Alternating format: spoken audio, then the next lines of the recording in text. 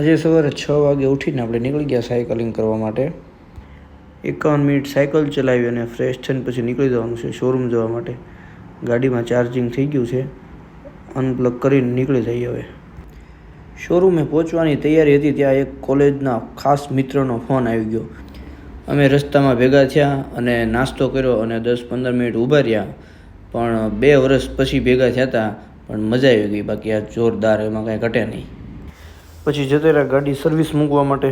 10 દિવસથી આજને કાલને થતું, પણ ટાઈમ આવતો નહોતો, કાંઈ સેટિંગ થતું નહોતું. પછી આજે ફાઇનલી આપી દીધી. પછી પહોંચી ગયા શોરૂમે કામ ઘણું બધું હતું, બધું પતાવ્યું. બેંકવાળા હતા, બેંકવાળાને થોડા કાગળિયા સાઇન કરીને આપવાના હતા, એ આપી દીધા. શોરૂમે આજે કોઈ ટ્રેક્ટર સર્વિસમાં કેમ આવવાનું નહોતું, એટલે મિકેનિકને એ લોકો હોમ સર્વિસ માટે ગામડે ખેડૂતના ઘરે ગયેલા છે. સેલ્સ પર્સન છે એ પણ ગામડે ફિલ્ડવર્કમાં ગયેલા છે. ને હવે આ જો વાન આવી, એ અત્યારે વાન ચાલુ છે એક્ટિવિટીમાં. વાન બધે ગામડે નાની મોટી સ્કીમની એવી જાહેરાત માટે ચાલુ છે. સેલ્સમેન એમાં જતા હોય છે. ગાડી સર્વિસ થઈ ગઈ છે, આપણે લેવા માટે આવી ગયા.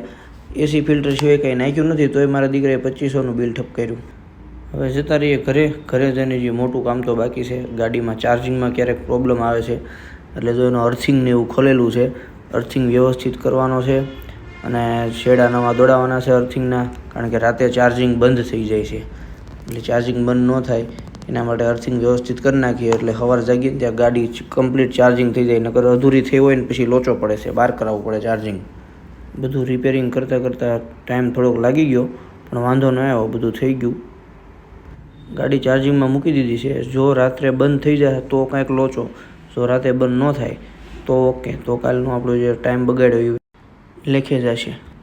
હવે 10:30 થઈ ગયા છે, ફટાફટ સૂઈ જઈ, નકર પાછું સવારે ઉઠાશે નહીં.